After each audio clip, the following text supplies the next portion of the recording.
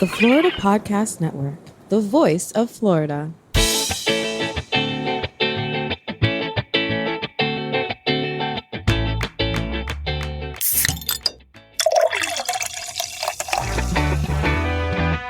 From Mallory Square in Key West to the Governor's Mansion in Tallahassee and all points beyond, you're listening to the Florida Beer Podcast, powered by FloridaBeerBlog.com, your source for all things related to the craft beer community in the Sunshine State. And now your host, Dave Butler. Welcome to episode 80 of the Florida Beer Podcast, powered by FloridaBeerBlog.com. This is Dave, your host and author. Before we get started, how do I sound? Do I sound good? Well, I got a fresh new microphone for the Florida Beer Podcast thanks to our awesome sponsor, Mainline Marketing. It is a Shure MV7 podcasting mic for those of you that are interested. I absolutely love it. It's big. It's not bulky, though.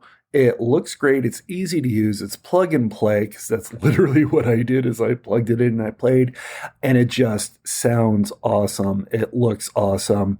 It's just great how it's making me sound. You're definitely going to be hearing a difference between my voice now with other previous episodes of the Florida Beer Podcast.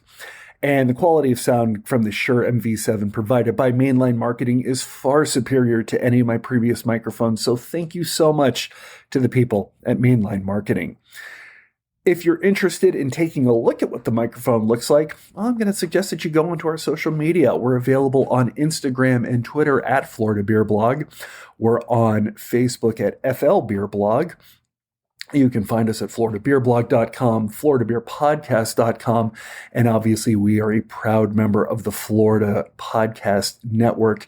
You can find them at FloridaPodcastNetwork.com or search for Facebook for FPN Insiders, because there's a lot of great shows that are coming, and you'll get the first dibs on news coming from them.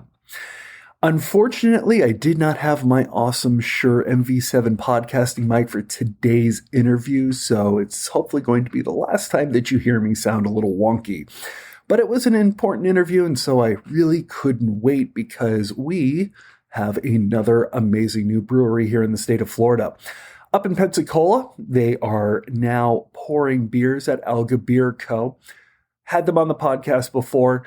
If you didn't follow them before, I would suggest that you take a look at them on Instagram, because they basically retrofitted their new space by hand and did a really great job documenting the entire thing.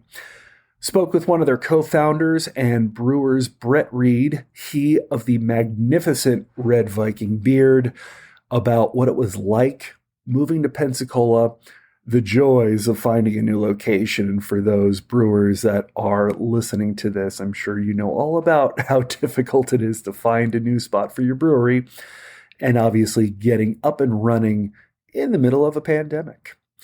So I will get off this awesome new microphone, and you'll hear my old microphone for the last time for the podcast. Thank you so much for listening, and enjoy.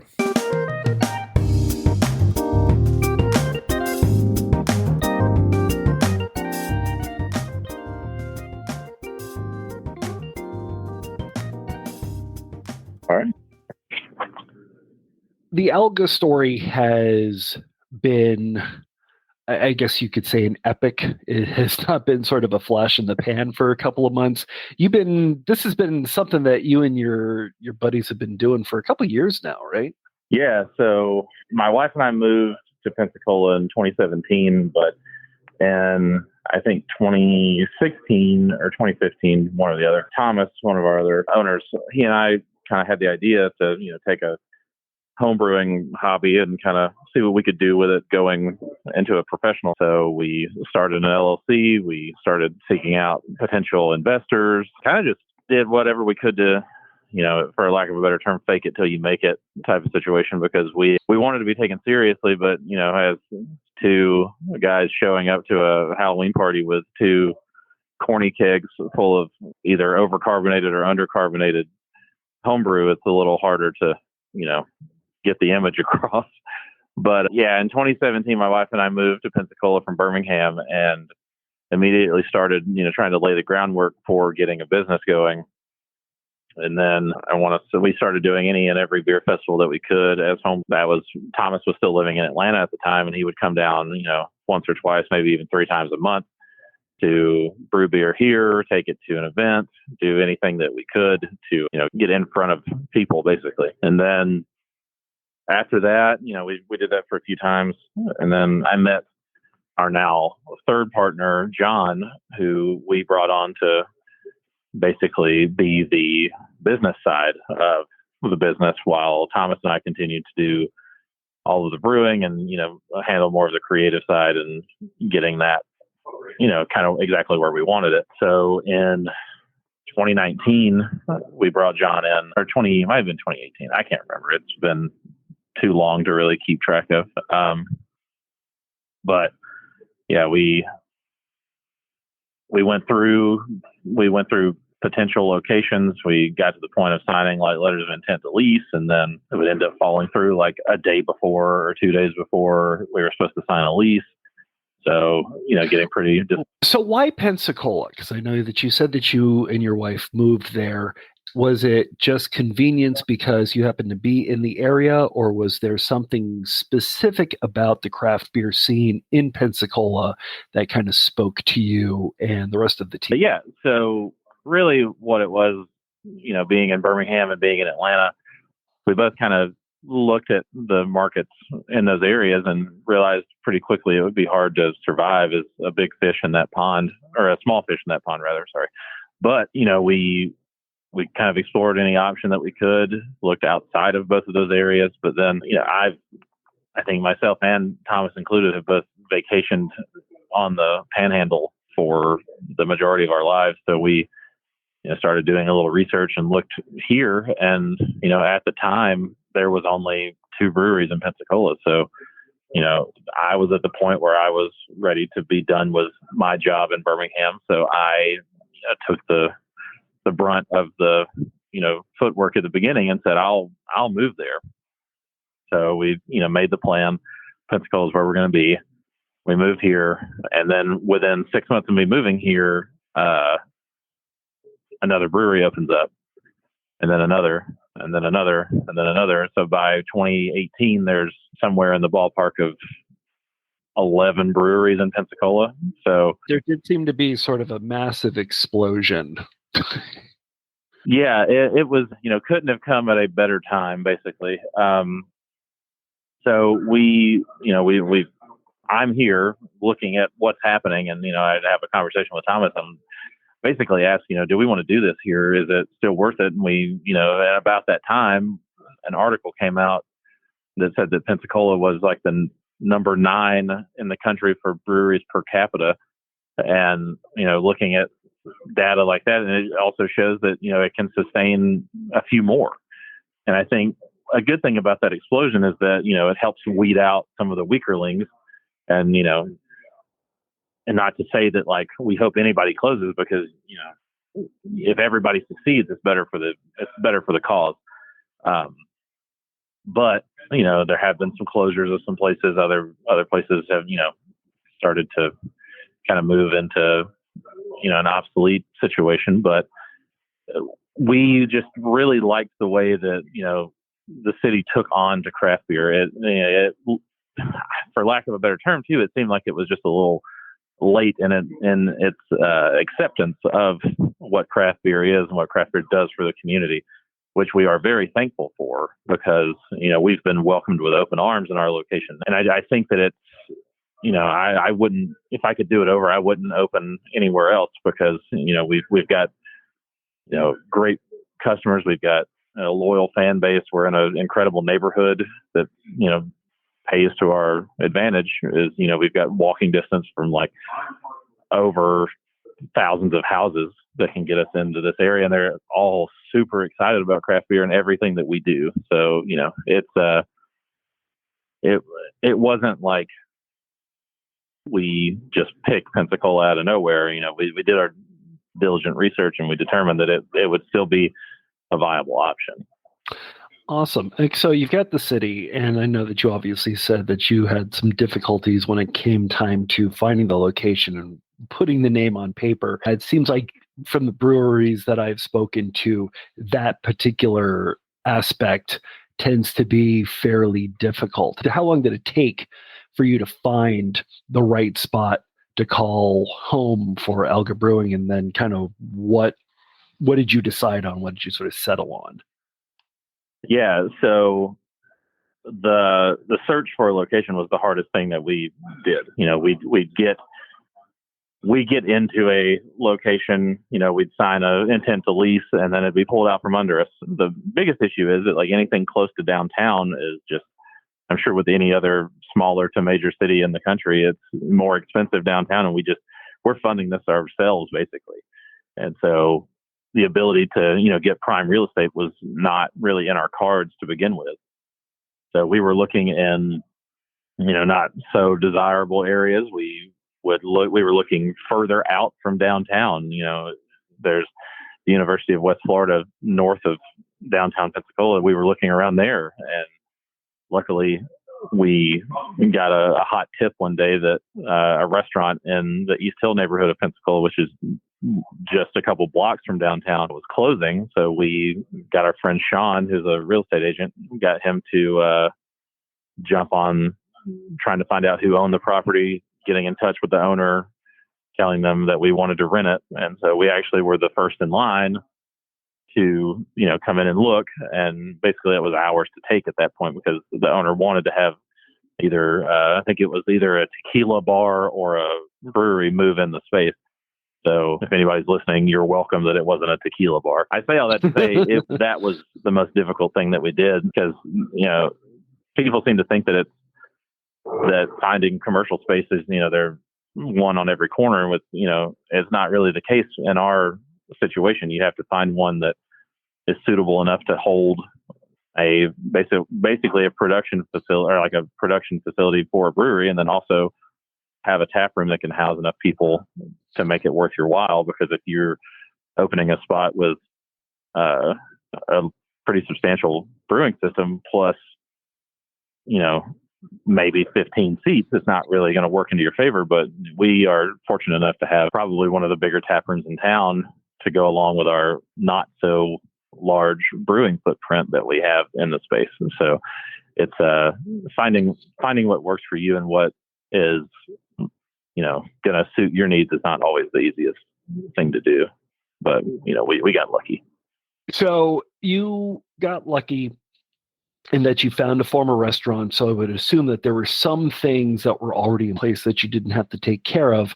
But judging by your awesome Instagram feed, there was still a lot of work that you had to do. And you did all of that yourself. How much construction did you all end up having to do to tear down what was there and build up what you needed to start brewing? So realistically, we came into basically a shell with a bar. So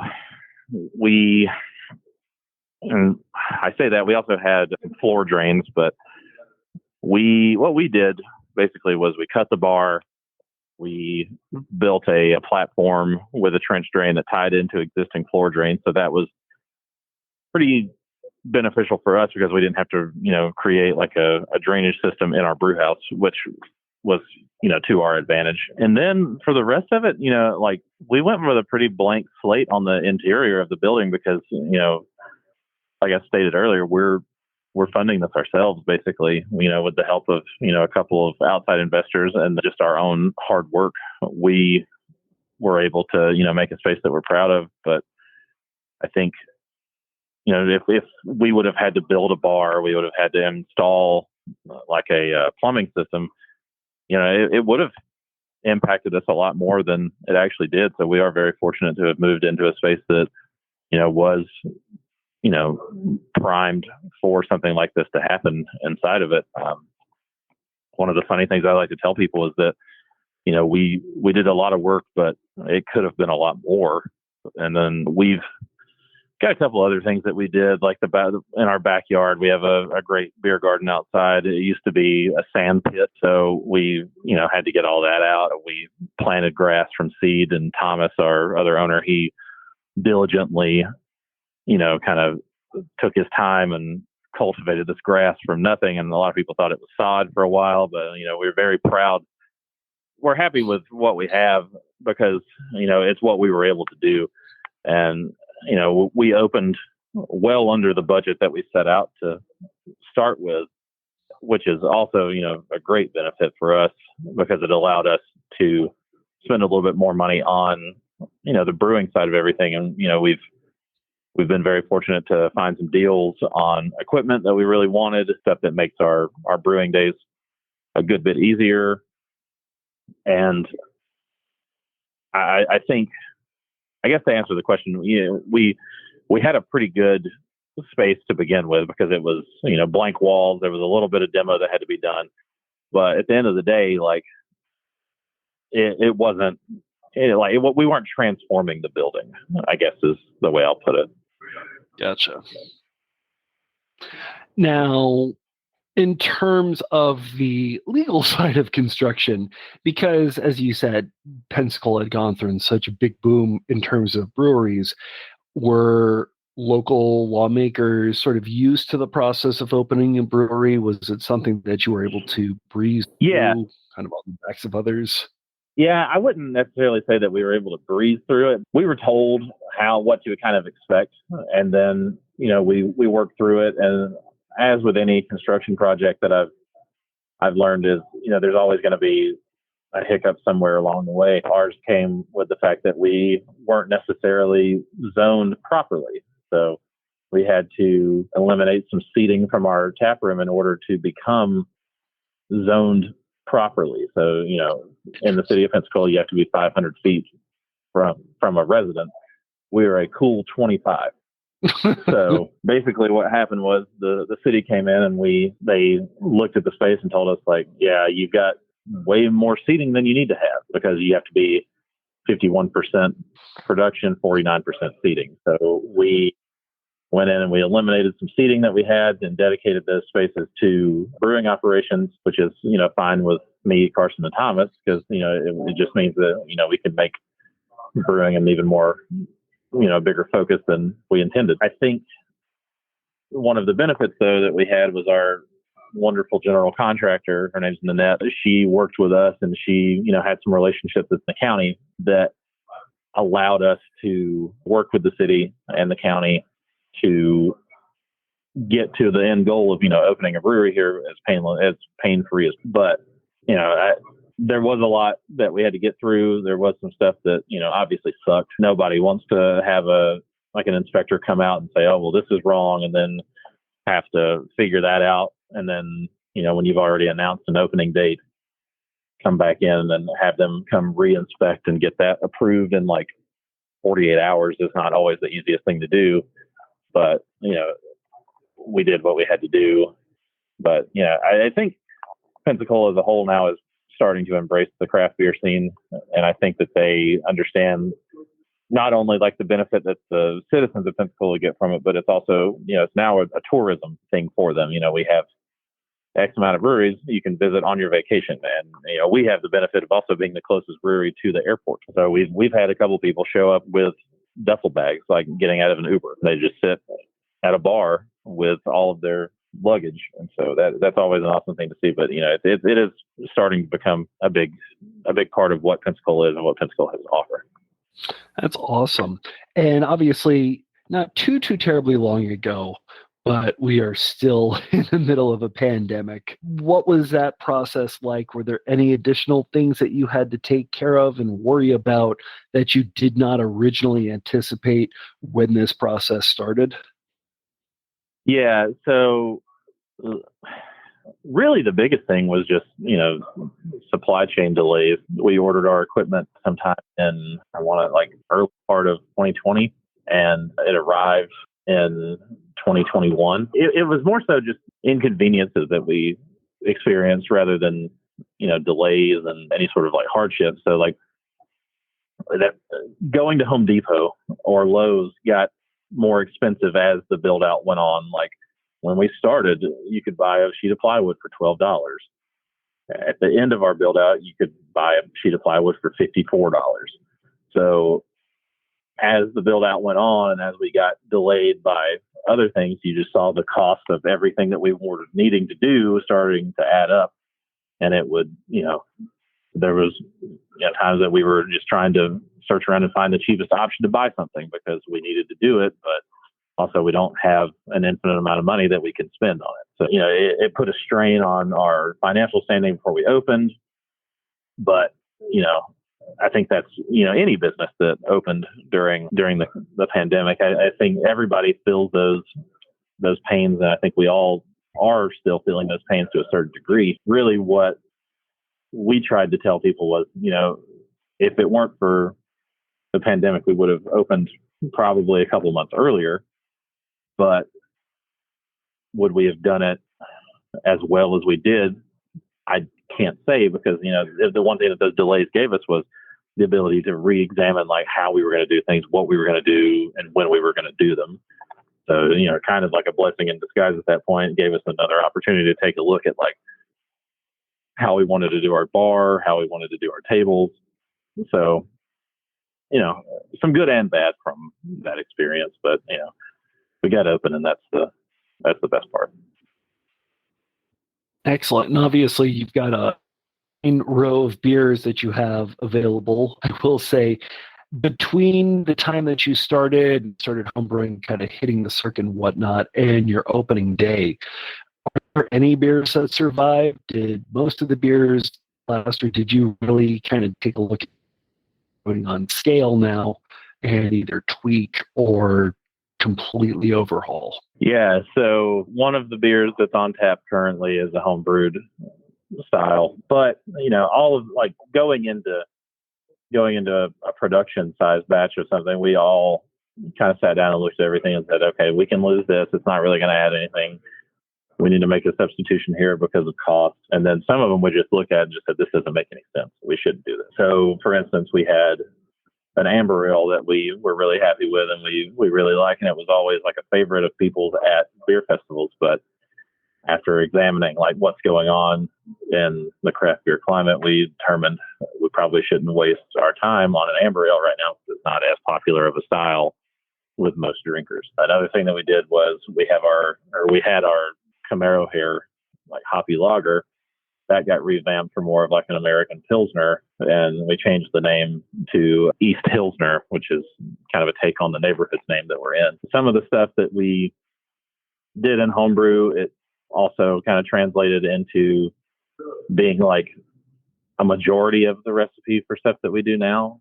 But I think going from homebrewing with the idea of scaling these recipes up, we've always kind of had like a cost conscious mind towards most of it, I'll say. Just having the thought of like, this could be one day scaled, so it doesn't make sense to put this many malts in it or these expensive hops. And it's really helped us kind of hone in on our craft and say, like, we've got these ingredients, what's the best thing that we can make out of them? And luckily I can, say with pride that we don't spend a lot on the beers that we have on tap, and we're still very, very happy with them. And we haven't had any trouble selling them. So I guess other people don't have a problem with them either. Everything started out as a way of looking at like, this is a possibility of being like a core beer or something that we put on tap. So yeah, some of them have been taken into production. Some of them have not. Others still have the possibility of being put on later, just haven't made it up yet. Yeah, I think it's all just kind of feeling out the crowd. So I know that you just opened. You're still kind of getting your sea legs. Is there anything new that's coming down the line? You got any big changes? Yeah, so we've got a couple of things that we're pretty excited about. We just received a crowler machine a couple of weeks ago, and then we've received labels this week. So what we're going to start doing is doing some pre-filled crowlers in our to-go cooler. So we're really happy to finally have a to-go option for people, because other than our turbo team, which is like our founders club, we're not filling growlers for anybody. We just did something that we made a conscious decision of saying, like, we can't guarantee that the best product will be put into that growler, because I don't know what people are going to do with it after they leave. Like if they're going to open it when they get home and then close it up, and then 2 days later it's oxidized and flat, and they come and question me why the beer doesn't taste good. So just to eliminate that whole possibility of a situation, we eliminated that by not doing growlers. But with a crowler, I can fill that with 100% certainty that it's going to be just as good as what comes off tap. So we're really pumped about that. We've got some collaborations that we're setting up with some local businesses here in town. We've got a collaboration that we're actually going to go kind of hammer out the details with Pontoon Brewing in Atlanta this weekend. And then, yeah, we're just trying to get out there and do as much as we can and collaborate with anybody that we can, because that's one thing that we love doing is meeting other brewers and working with other brewers, trying to further craft beer as much as we can, however small that may be. Where can people go to get information on Alga? So if you want any sort of up-to-date information, Instagram and Facebook would be the best. Instagram is Alga Beer Co. And then same thing on Facebook. We're working on getting some sort of like event calendar on our website. And then, also just come to the tap room. Come talk to us. Carson's one of our brewers. He and I do a bar shift every Saturday morning. So if you want to come in and talk beer, that's your time to do it. And then, we're usually just hanging out. If you want to talk about beer, we'll talk your ear off. That is awesome. Thank you so much. I do appreciate it. And I can't wait to get up to Pensacola to visit the place in person. Yes, please do. Your first one's on me whenever you get here. Hello, this is producer Jemmy, founder of the Florida Podcast Network, here to thank our partner, Mainline Marketing. Great equipment can make the difference between an ordinary podcasting experience and one that is immersive and inspiring. The sound quality produced with the Shure MV7 podcasting microphone is simply far superior to other options on the market. The voice isolation technology will help you sound great, even when you're not in an expensive studio. But not only is the sound quality simply unreal, but the Shure MV7 podcasting mic is very easy to use with 2 output options. So whether your show format and setup call for you to plug your microphone into the USB port right on your computer or to use it with an XLR cable into your mixer, you'll find the setup is easy. The Shure MV7 sound quality is top-notch, and it's easy to use, versatile, and also looks really great for your social media shots. So thank you again to Mainline Marketing. Having won over 40 various achievement awards, Mainline Marketing has been the go-to audiovisual manufacturers industry rep since 1987. They can be trusted to bring you the best. Visit mainlinemarketing.com today and partner with them. And be sure once again to check out the MV7 podcasting microphone from Shure by going to shure.com. That's SHURE.com. Shure, turning a passion for making great microphones into an obsession. And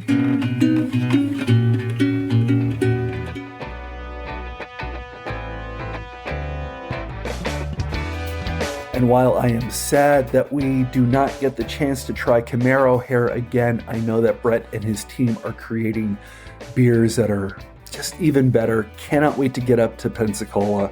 Cannot wait to try some of their beers. Can't wait to see the gorgeous mural that they have on the side of the building. Like I said, find them on social media and check them out so you can see that. It looks fantastic. Many thanks once again to our amazing equipment partner, Mainline Marketing. You'll note again just how much better I sound now than I did even with the last episode. And that's because I'm using the Shure MV7 that producer Jemmy delivered to me the other day, and it sounds so much better. If you're in the market for great audio equipment, be sure to check out mainlinemarketing.com or find their info in today's show notes. And I'm going to be using this microphone for some other episodes coming up, including next week. It is beer festival season here in Florida. Well, it's always beer festival season, but we got a couple awesome festivals that are coming up, and we're going to chat about those next week. Thank you so much for listening, and drink Florida Craft.